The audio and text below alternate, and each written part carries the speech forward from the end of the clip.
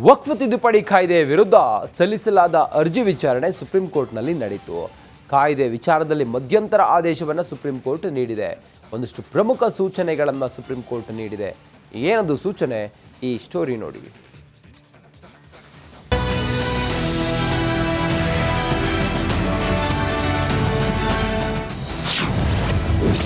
ವಕ್ಫ್ ತಿದ್ದುಪಡಿ ಕಾಯ್ದೆಗೆ ತಡೆ ನೀಡಲು ನಕಾರ. ಮುಸ್ಲಿಮೇತರರ ನೇಮಕಾತಿಗೆ ಸುಪ್ರೀಂ ತಡೆ. ವಕ್ಫ್ ತಿದ್ದುಪಡಿ ಕಾಯ್ದೆಯನ್ನ ಪ್ರಶ್ನಿಸಿ ಸಲ್ಲಿಸಲಾದ 70ಕ್ಕೂ ಹೆಚ್ಚು ಅರ್ಜಿಗಳ ವಿಚಾರಣೆ ಸುಪ್ರೀಂ ಕೋರ್ಟ್ನಲ್ಲಿ ನಡೆಯಿತು. ವಿಚಾರಣೆ ಬಳಿಕ ಮಧ್ಯಂತರ ಆದೇಶ ಹೊರಡಿಸಿದ ತ್ರಿಸದಸ್ಯ ಪೀಠ ತಿದ್ದುಪಡಿ ಕಾಯ್ದೆಗೆ ತಡೆ ನೀಡಲು ನಿರಾಕರಿಸಿದೆ. ಅಲ್ಲದೆ ಮುಂದಿನ ವಿಚಾರಣೆವರೆಗೆ ಯಥಾಸ್ಥಿತಿ ಕಾಯ್ದುಕೊಳ್ಳುವ ರೀತಿಯಲ್ಲಿ ಸೂಚಿಸಿದೆ. ಕೇಂದ್ರ ಮತ್ತು ರಾಜ್ಯ ವಕ್ಫ್ ಮಂಡಳಿಗಳಿಗೆ ಮುಸ್ಲಿಮೇತರರನ್ನ ನೇಮಕ ಮಾಡುವಂತಿಲ್ಲ ಅಂತಲೂ ತಿಳಿಸಿದೆ. ವಕ್ಫ್ ಕಾಯ್ದೆ ಬದಲಾವಣೆ ಆಗುತ್ತಾ? ದೇಗುಲಗಳಲ್ಲಿ ಮುಸ್ಲಿಮರಿಗೆ ಅವಕಾಶವಿದೆಯಾ ಎಂದು ಪ್ರಶ್ನೆ ಮಾಡಿದ್ದ ಕೋರ್ಟ್ಗೆ ಈ ಕುರಿತು ಉತ್ತರಿಸಲು ಸೂಚಿಸಿದೆ. ಅಲ್ಲಿಯವರೆಗೆ ವಕ್ಫ್ ಮಂಡಳಿಗಳಿಗೆ ನೇಮಕಾತಿ ಮಾಡುವಂತಿಲ್ಲ. ಸೆಕ್ಷನ್ 9-14 ಅಡಿ ವಕ್ಫ್ ಕೌನ್ಸಿಲ್ ನೇಮಕಾತಿ ಮಾಡಂಗಿಲ್ಲ. ಯಾವುದೇ ವಕ್ಫ್ ಆಸ್ತಿಯನ್ನ ಡಿನೋಟಿಫೈ ಮಾಡುವಂತಿಲ್ಲ. ಗೊತ್ತುಪಡಿಸಿದ ಡಿಸಿಯಲ್ಲಿ ಯಾವುದೇ ಬದಲಾವಣೆ ಮಾಡಂಗಿಲ್ಲ. ಮುಂದಿನ ವಿಚಾರಣೆಗೆ 5 ಅರ್ಜಿದಾರರು ಮಾತ್ರ ಇರಬೇಕು. ದಾಖಲೆ ಇಲ್ಲದೆ ಕೇವಲ ಬಳಕೆ ಕಾರಣಕ್ಕೆ ಹಕ್ಕು ಸಾಧಿಸಲಾಗದು. ಹೆಚ್ಚಿನ ವಿವರಗಳನ್ನು ಸಲ್ಲಿಸಲು ಸರ್ಕಾರಿ ವಕೀಲರಿಗೆ ಕೋರ್ಟ್ 1 ವಾರದ ಕಾಲಾವಕಾಶವನ್ನ ನೀಡಿದೆ. नोडल कौंसल ನೇಮಕಾತಿ ಮಾಡಲು ಕೇಂದ್ರಕ್ಕೆ ಸೂಚನೆ ನೀಡಿದೆ. अदालत ने कहा कि जो वक्फ व यूजर है, जो रजिस्टर्ड हैं और गैजेटेड हैं, उसको गवर्नमेंट डी नोटिफाई नहीं करेगी टिल द नेक्स्ट डेट. तो बड़ी इंपॉर्टेंट बात है कि जो रजिस्टर्ड एंड गैजेटेड हैं वही सिर्फ डी नोटिफाई नहीं होंगे.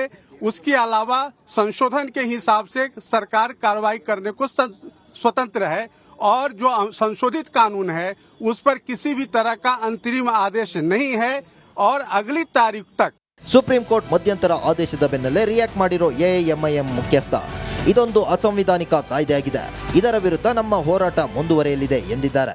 Court has said that the Central Waqf Council and the State Waqf Board will not be constituted. Waqf by user cannot be deleted.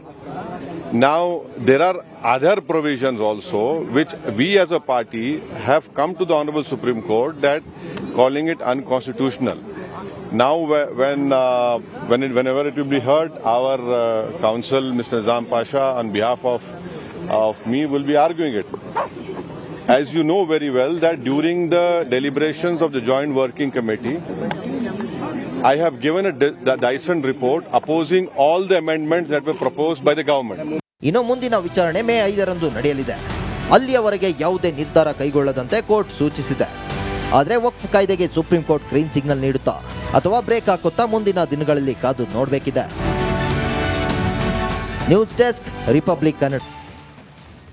ವಕ್ಫ್ ತಿದ್ದುಪಡಿ ಕಾಯ್ದೆ ವಿರುದ್ಧ ಸಲ್ಲಿಸಲಾದ ಅರ್ಜಿ ವಿಚಾರಣೆ ಸುಪ್ರೀಂ ಕೋರ್ಟ್ನಲ್ಲಿ ನಡೆಯಿತು. ಕಾಯ್ದೆ ವಿಚಾರದಲ್ಲಿ ಮಧ್ಯಂತರ ಆದೇಶವನ್ನು ಸುಪ್ರೀಂ ಕೋರ್ಟ್ ನೀಡಿದೆ. ಒಂದಷ್ಟು ಪ್ರಮುಖ ಸೂಚನೆಗಳನ್ನು ಸುಪ್ರೀಂ ಕೋರ್ಟ್ ನೀಡಿದೆ. ಏನದು ಸೂಚನೆ? ಈ ಸ್ಟೋರಿ ನೋಡಿ.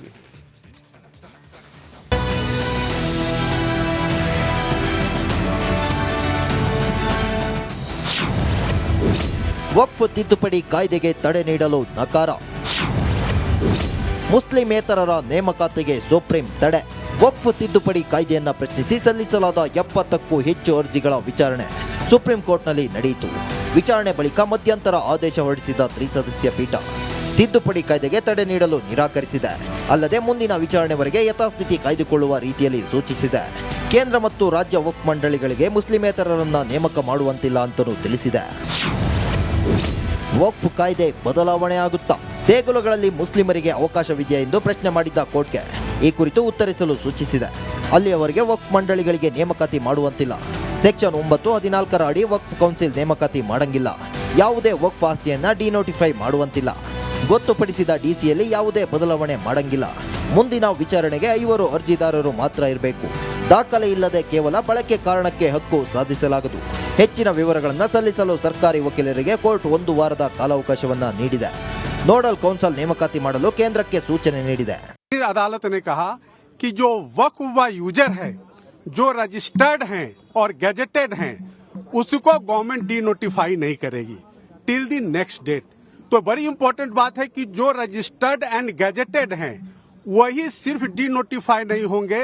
उसके अलावा संशोधन के हिसाब से सरकार कार्रवाई करने को स्वतंत्र है और जो संशोधित कानून है उस पर किसी भी तरह का अंतरिम आदेश नहीं है और अगली तारीख तक ಸುಪ್ರೀಂ ಕೋರ್ಟ್ ಮಧ್ಯಂತರ ಆದೇಶದ ಬೆನ್ನಲ್ಲೇ ರಿಯಾಕ್ಟ್ ಮಾಡಿರೋ ಎಐಎಂಐಎಂ ಮುಖ್ಯಸ್ಥ ಇದೊಂದು ಅಸಂವಿಧಾನಿಕ ಕಾಯ್ದೆಯಾಗಿದೆ, ಇದರ ವಿರುದ್ಧ ನಮ್ಮ ಹೋರಾಟ ಮುಂದುವರಿಯಲಿದೆ ಎಂದಿದ್ದಾರೆ. Court has said that the Central Waqf Council and the State Waqf Board will not be constituted. Waqf by user cannot be deleted. Now, there are other provisions also which we as a party have come to the Honorable Supreme Court that calling it unconstitutional. Now, whenever it will be heard, our counsel, Mr. Nizam Pasha, on behalf of me, will be arguing it. As you know very well that during the deliberations of the Joint Working Committee, I have given a Dyson report opposing all the amendments that were proposed by the government. ಇನ್ನು ಮುಂದಿನ ವಿಚಾರಣೆ ಮೇ 5ರಂದು ನಡೆಯಲಿದೆ. ಅಲ್ಲಿಯವರೆಗೆ ಯಾವುದೇ ನಿರ್ಧಾರ ಕೈಗೊಳ್ಳದಂತೆ court ಸೂಚಿಸಿದೆ. ಆದರೆ ವಕ್ಫ್ ಕಾಯ್ದೆಗೆ ಸುಪ್ರೀಂ ಕೋರ್ಟ್ ಗ್ರೀನ್ ಸಿಗ್ನಲ್ ನೀಡುತ್ತಾ ಅಥವಾ ಬ್ರೇಕ್ ಹಾಕುತ್ತಾ ಮುಂದಿನ ದಿನಗಳಲ್ಲಿ ಕಾದು ನೋಡಬೇಕಿದೆ. News desk. ವಕ್ಫ್ ತಿದ್ದುಪಡಿ ಕಾಯ್ದೆ ವಿರುದ್ಧ ಸಲ್ಲಿಸಲಾದ ಅರ್ಜಿ ವಿಚಾರಣೆ ಸುಪ್ರೀಂ ಕೋರ್ಟ್ನಲ್ಲಿ ನಡೆಯಿತು. ಕಾಯ್ದೆ ವಿಚಾರದಲ್ಲಿ ಮಧ್ಯಂತರ ಆದೇಶವನ್ನು ಸುಪ್ರೀಂ ಕೋರ್ಟ್ ನೀಡಿದೆ. ಒಂದಷ್ಟು ಪ್ರಮುಖ ಸೂಚನೆಗಳನ್ನು ಸುಪ್ರೀಂ ಕೋರ್ಟ್ ನೀಡಿದೆ. ಏನದು ಸೂಚನೆ? ಈ ಸ್ಟೋರಿ ನೋಡಿ.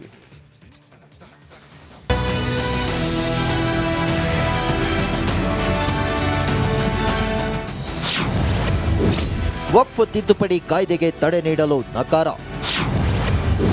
ಮುಸ್ಲಿಮೇತರರ ನೇಮಕಾತಿಗೆ ಸುಪ್ರೀಂ ತಡೆ. ವಕ್ಫ್ ತಿದ್ದುಪಡಿ ಕಾಯ್ದೆಯನ್ನ ಪ್ರಶ್ನಿಸಿ ಸಲ್ಲಿಸಲಾದ 70ಕ್ಕೂ ಹೆಚ್ಚು ಅರ್ಜಿಗಳ ವಿಚಾರಣೆ ಸುಪ್ರೀಂ ಕೋರ್ಟ್ನಲ್ಲಿ ನಡೆಯಿತು. ವಿಚಾರಣೆ ಬಳಿಕ ಮಧ್ಯಂತರ ಆದೇಶ ಹೊರಡಿಸಿದ ತ್ರಿಸದಸ್ಯ ಪೀಠ ತಿದ್ದುಪಡಿ ಕಾಯ್ದೆಗೆ ತಡೆ ನೀಡಲು ನಿರಾಕರಿಸಿದೆ. ಅಲ್ಲದೆ ಮುಂದಿನ ವಿಚಾರಣೆವರೆಗೆ ಯಥಾಸ್ಥಿತಿ ಕಾಯ್ದುಕೊಳ್ಳುವ ರೀತಿಯಲ್ಲಿ ಸೂಚಿಸಿದೆ. ಕೇಂದ್ರ ಮತ್ತು ರಾಜ್ಯ ವಕ್ಫ್ ಮಂಡಳಿಗಳಿಗೆ ಮುಸ್ಲಿಮೇತರರನ್ನ ನೇಮಕ ಮಾಡುವಂತಿಲ್ಲ ಅಂತಲೂ ತಿಳಿಸಿದೆ. ವಕ್ಫ್ ಕಾಯ್ದೆ ಬದಲಾವಣೆ ಆಗುತ್ತಾ? ದೇಗುಲಗಳಲ್ಲಿ ಮುಸ್ಲಿಮರಿಗೆ ಅವಕಾಶವಿದೆಯಾ ಎಂದು ಪ್ರಶ್ನೆ ಮಾಡಿದ್ದ ಕೋರ್ಟ್ಗೆ ಈ ಕುರಿತು ಉತ್ತರಿಸಲು ಸೂಚಿಸಿದೆ. ಅಲ್ಲಿಯವರೆಗೆ ವಕ್ಫ್ ಮಂಡಳಿಗಳಿಗೆ ನೇಮಕಾತಿ ಮಾಡುವಂತಿಲ್ಲ. ಸೆಕ್ಷನ್ 9, 14 ಅಡಿ ವಕ್ಫ್ ಕೌನ್ಸಿಲ್ ನೇಮಕಾತಿ ಮಾಡಂಗಿಲ್ಲ. ಯಾವುದೇ ವಕ್ಫ್ ಆಸ್ತಿಯನ್ನ ಡಿನೋಟಿಫೈ ಮಾಡುವಂತಿಲ್ಲ. ಗೊತ್ತುಪಡಿಸಿದ ಡಿಸಿಯಲ್ಲಿ ಯಾವುದೇ ಬದಲಾವಣೆ ಮಾಡಂಗಿಲ್ಲ. ಮುಂದಿನ ವಿಚಾರಣೆಗೆ 5 ಅರ್ಜಿದಾರರು ಮಾತ್ರ ಇರಬೇಕು. ದಾಖಲೆ ಇಲ್ಲದೆ ಕೇವಲ ಬಳಕೆ ಕಾರಣಕ್ಕೆ ಹಕ್ಕು ಸಾಧಿಸಲಾಗದು. ಹೆಚ್ಚಿನ ವಿವರಗಳನ್ನು ಸಲ್ಲಿಸಲು ಸರ್ಕಾರಿ ವಕೀಲರಿಗೆ ಕೋರ್ಟ್ 1 ವಾರದ ಕಾಲಾವಕಾಶವನ್ನ ನೀಡಿದೆ. ನೋಡಲ್ ಕೌನ್ಸಿಲ್ ನೇಮಕಾತಿ ಮಾಡಲು ಕೇಂದ್ರಕ್ಕೆ ಸೂಚನೆ ನೀಡಿದೆ. अदालत ने कहा कि जो वक्फ व यूजर है, जो रजिस्टर्ड हैं और गैजेटेड हैं, उसको गवर्नमेंट डिनोटिफाई नहीं करेगी टिल द नेक्स्ट डेट. तो बड़ी इंपॉर्टेंट बात है कि जो रजिस्टर्ड एंड गैजेटेड हैं वही सिर्फ डिनोटिफाई नहीं होंगे, उसके अलावा संशोधन के हिसाब से सरकार कार्रवाई करने को स्वतंत्र है और जो संशोधित कानून है उस पर किसी भी तरह का अंतरिम आदेश नहीं है और अगली तारीख तक. ಸುಪ್ರೀಂ ಕೋರ್ಟ್ ಮಧ್ಯಂತರ ಆದೇಶದ ಬೆನ್ನಲ್ಲೇ ರಿಯಾಕ್ಟ್ ಮಾಡಿರೋ ಎಐಎಂಐಎಂ ಮುಖ್ಯಸ್ಥ ಇದೊಂದು ಅಸಂವಿಧಾನಿಕ ಕಾಯ್ದೆಯಾಗಿದೆ, ಇದರ ವಿರುದ್ಧ ನಮ್ಮ ಹೋರಾಟ ಮುಂದುವರಿಯಲಿದೆ ಎಂದಿದ್ದಾರೆ. Court has said that the Central Waqf Council and the State Waqf Board will not be constituted. Waqf by user cannot be deleted. Now, there are other provisions also which we as a party have come to the Honorable Supreme Court that calling it unconstitutional. Now, whenever it will be heard, our counsel, Mr. Nizam Pasha, on behalf of me, will be arguing it. As you know very well that during the deliberations of the Joint Working Committee, I have given a Dyson report opposing all the amendments that were proposed by the government. ಇನ್ನು ಮುಂದಿನ ವಿಚಾರಣೆ ಮೇ 5ರಂದು ನಡೆಯಲಿದೆ. ಅಲ್ಲಿಯವರೆಗೆ ಯಾವುದೇ ನಿರ್ಧಾರ ಕೈಗೊಳ್ಳದಂತೆ court ಸೂಚಿಸಿದೆ. ಆದರೆ ವಕ್ಫ್ ಕಾಯ್ದೆಗೆ ಸುಪ್ರೀಂ ಕೋರ್ಟ್ ಗ್ರೀನ್ ಸಿಗ್ನಲ್ ನೀಡುತ್ತಾ ಅಥವಾ ಬ್ರೇಕ್ ಹಾಕುತ್ತಾ ಮುಂದಿನ ದಿನಗಳಲ್ಲಿ ಕಾದು ನೋಡಬೇಕಿದೆ. News desk.